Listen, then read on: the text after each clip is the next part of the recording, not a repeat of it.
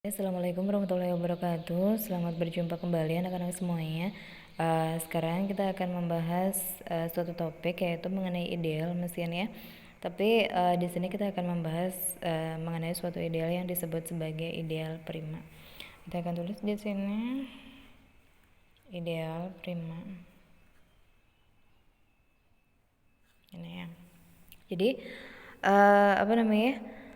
Pada pembahasan sebelumnya kita sudah membahas mengenai ada ideal prinsipal atau ideal utama, kemudian ada juga ideal maksimal. Nah, di sini juga ada yang dinamakan sebagai ideal prima. Nah, ideal yang seperti apa sih yang dinamakan sebagai ideal prima itu? Nah, di sini kita akan berikan definisinya dulu.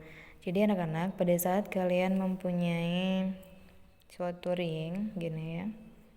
Ini ringnya ring R. Kemudian di sini kalian mempunyai suatu ideal, ini I. Jangan lupa antara I dan R itu dia operasi biner yang digunakan sama ya. Kalau dia tidak sama ya berarti artinya dia sudah pasti gagal menjadi ideal kayak gitu ya. Dan supaya bisa menjadi ideal dari R maka syarat yang harus dipenuhi apa? Yaitu adalah subring dari R dan E itu mempunyai sifat tambahan atau topping ya. Yang mana pada saat kalian mengambil unsur di E kemudian juga mengambil sembarang unsur di R, maka kalau kalian kalikan hasilnya harus tetap berada dalam I kayak gitu ya. Kalau dia keluar dari E maka dia gagal menjadi ideal, pastinya kayak gitu. Nah, sekarang kita akan membahas mengenai ideal prima. Jadi, nah di sini kita akan tuliskan untuk setiap AB misalnya anggota dari R ya. Jadi di sini tuh A itu dan B itu adalah anggota dari R. Di mana posisinya? Ya posisinya terserah, pokoknya di dalam R itu ya. Di dalam R itu maksudnya ya dia bisa di luarnya I, bisa di dalamnya I itu sendiri. Karena semua full ini adalah bagian dari R kayak gitu ya. Nah, pada saat kalian kalikan antara A dan B, jadi A sama B yang posisinya entah di sini, di sini, di sini tadi ya. Kalau kalian kalikan itu kok hasilnya itu berada di dalam I. Ya, kayak gitu.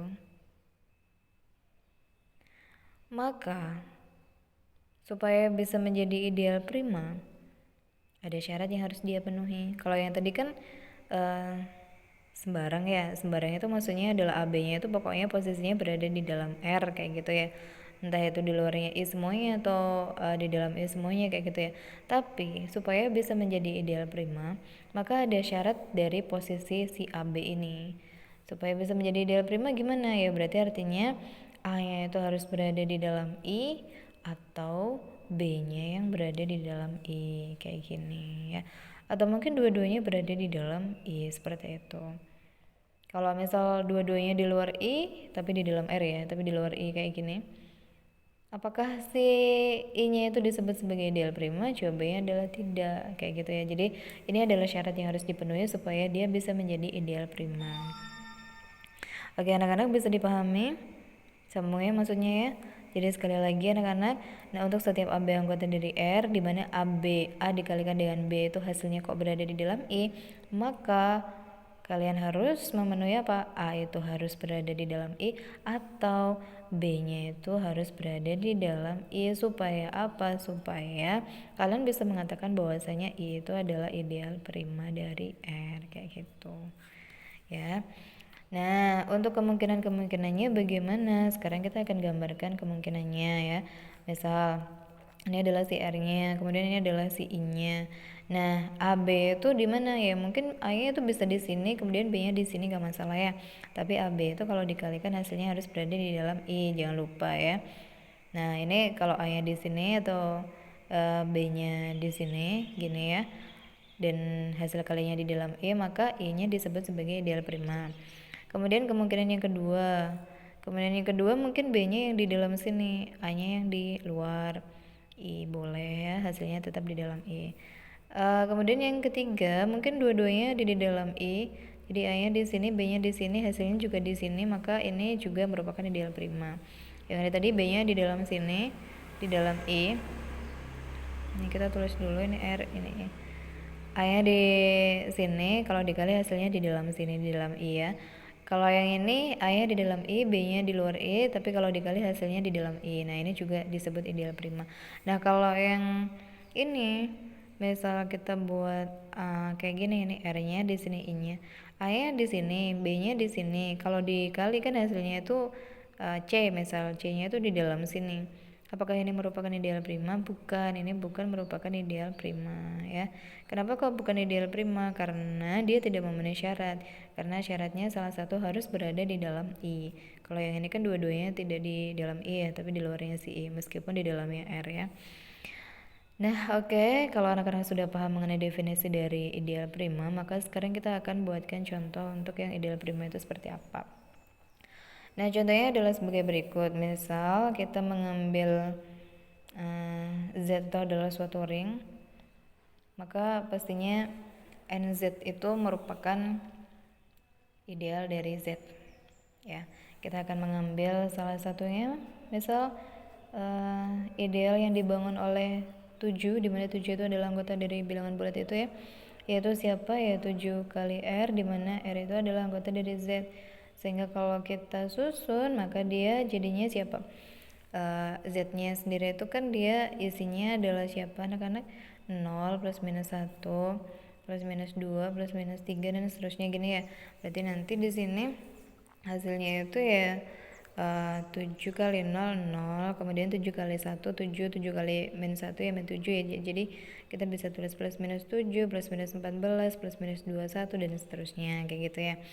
Nah, kemudian kalau sudah, sekarang kita akan mengidentifikasi apakah hasilnya di sini tuh, hasilnya yang ideal ini. Idealnya kan ini nih. Anggotanya kan 0, plus 7, min 7, plus 14, min 14, plus 21, min 21, plus 28, min 28 kayak gitu ya. Nah, apakah itu merupakan hasil kali dari unsur-unsur di I dan di R, atau mungkin dua-duanya di I kayak gitu ya. Kalau sampai ada yang dua-duanya di R kok hasilnya itu ada di dalam E, ya berarti artinya dia gagal menjadi ideal prima kayak gitu. Nah, sekarang kita akan cek dulu mulai dari yang 0 misalnya. 0 itu adalah hasil kali dari siapa? 0 kali 0. Oh ya, kita akan ilustrasikan dulu ya. Jadi misalnya ini adalah si Z-nya, kemudian ini adalah ideal yang dibangun oleh 7 gini. Dimana dalamnya itu ada 0 itu sendiri pastinya ya. 0 itu adalah ideal trivial dari sembarang ring. Kemudian ada plus 7, ada min 7 gitu ya, ada plus 14, ada min 14, ada banyak lah ya, di dalam sini itu masih banyak lagi. Kemudian yang di luar sini itu, di luarnya 7 juga banyak sekali ya unsur-unsur dari Z. Nah, sekarang kita akan cek. 0 itu adalah hasil kali dari 0 kali 0. Mereka dua-duanya di dalam Z, di dalam 7 kan ya, di dalam ideal yang dibangun oleh 7. Berarti artinya dia memenuhi bentuk yang mana? Bentuk yang nomor 3 ini. Berarti ideal prima dong. Iya ya. Kemudian lanjut ya, kita ke yang berikutnya. 7 itu dia hasil kali dari siapa? 1 kali 7. Nah, pertanyaannya adalah apakah ada kemungkinan yang lainnya, yaitu siapa kali siapa kayak gitu supaya bisa menjadi 7? Jawabannya adalah tidak ya. Dan sekarang kita akan melihat 1 itu anggota dari siapa? Anggota dari Z, tapi di luar 7 ya. Kemudian 7 itu anggota dari siapa? Anggota dari 7 itu sendiri. Nah, berarti artinya ada salah satu unsur yang merupakan anggota dari 7 ya, sehingga ini oke. Sambung ya anak-anak ya. Jadi artinya kalau yang ini itu dia bentuknya, kalau misal diilustrasikan dia sama kayak yang ini nih. Yang ini atau yang ini ya, sama aja. Jadi kalau misal kita posisinya ada di sini, misal ini A ini B, berarti kan B-nya yang di dalam ya, berarti yang kayak gini gitu maksudnya ya. Jadi 7-nya yang di dalam, satunya yang di luar, berarti 7 kali 1 sama dengan 7. Ini gak ada kemungkinan yang lainnya lagi. Yang 14 juga sama kayak gitu. 14 itu adalah 1 dikali 14. Ada kemungkinan yang lain, 1 itu di luar 7, tapi 14 di dalam 7. Oke, ya kan? Nah, kemudian ada lagi kan yang lainnya, ada siapa? 2 kali 7 kan juga 14. 2 di luar 7, ya udah nggak apa-apa. Tapi sekarang 7-nya di dalam 7 apa enggak? Iya, oke. Berarti artinya dia masih tetap memenuhi. Nah, misal 21 nih, kita awang aja ya. 21 itu kan 1 kali 21. 21 kan di dalam 7, oke. Kemudian 3 kali 7, 3-nya di luar, tapi 7-nya di dalam. Berarti artinya dia masih masuk. Misal 7 kali 4, 28. Ya kan? Kalau 28 gimana? 28 itu ya dihasilkan dari 1 kali 28. 28-nya di dalam sini. Kemudian 2 kali 14, 14-nya di dalam sini. Kemudian 7 kali 4. Terus 7 kali 4 ya, 4-nya di luar tapi 7-nya di dalam sini. Berarti artinya untuk yang berikutnya bisa kita identifikasi dengan cara yang sama ya. Berarti artinya di sini kita bisa menyimpulkan bahwasanya 7 itu merupakan ideal prima dari Z kayak gini ya. Oke, kenapa? Karena untuk setiap AB di dalam Z itu pada saat kita mengalihkan A kali B itu hasilnya kok di dalam I, maka salah satu unsurnya itu harus ada di dalam I, entah itu salah satu unsurnya atau mungkin dua-duanya, pokoknya minimal satu harus berada di dalam I kayak gitu ya.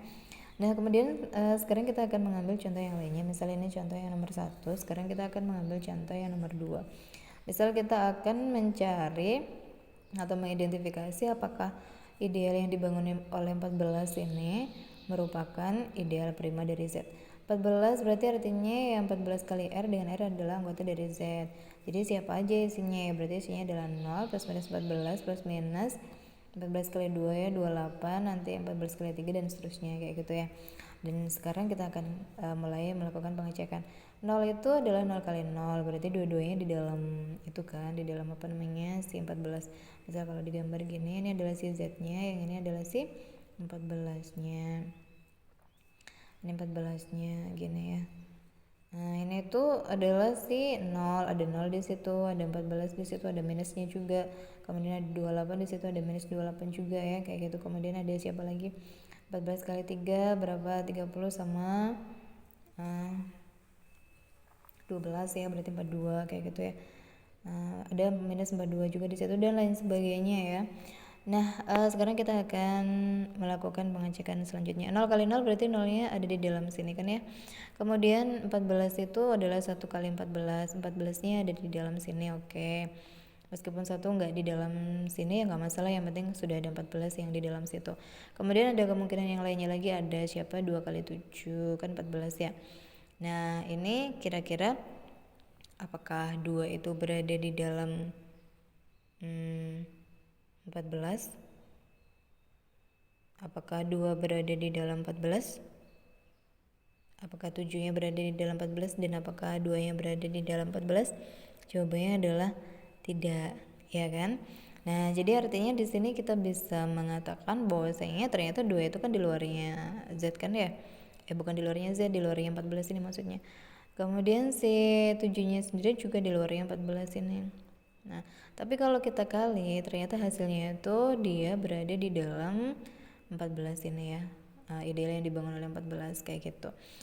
Jadi ini 2-nya bukan anggota dari ideal yang dibangun oleh 14, 7 juga bukan merupakan anggota dari ideal yang dibangun oleh 14. Tapi kalau dikalikan hasilnya berada di dalam ideal yang dibangun oleh 14 ya. Nah, jadi dalam hal ini bisa ditarik kesimpulan apa ya? Berarti artinya kesimpulannya adalah si ideal utama yang dibangun oleh 14 ini bukan merupakan ideal prima dari Z. Alasannya kenapa? Ya karena 2 bukan merupakan anggota dari 14, ideal yang dibangun oleh 14. 7 juga bukan merupakan anggota dari ideal yang dibangun oleh 14. Tapi kalau dikalikan mereka 2 kali 7 itu sama dengan 14. Ini merupakan anggota dari ideal yang dibangun oleh 14 kayak gini ya. Nah, sehingga kita bisa mengatakan bahwasanya si ideal yang dibangun oleh 14 itu bukan merupakan ideal prima dari Z gini ya. Nah, ideal prima dari Z bukan ya, bukan ideal prima dari Z.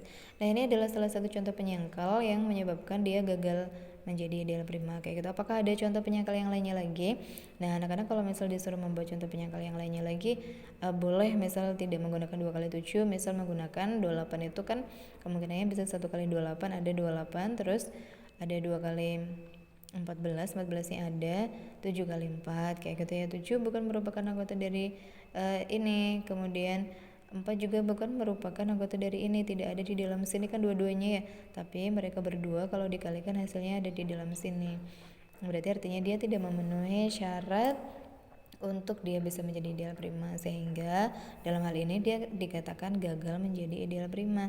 Atau kita bisa simpulkan bahwasanya ideal utama yang dibangun oleh 14 itu bukan merupakan ideal prima dari Z. Nah seperti itu ya anak-anak ya, ini adalah contoh-contoh dari ideal prima. Oke, nah mungkin ini saja anak-anak pembahasan kita untuk pertemuan kita kali ini. Sampai jumpa lagi di lain waktu. Terima kasih. Wassalamualaikum warahmatullahi wabarakatuh.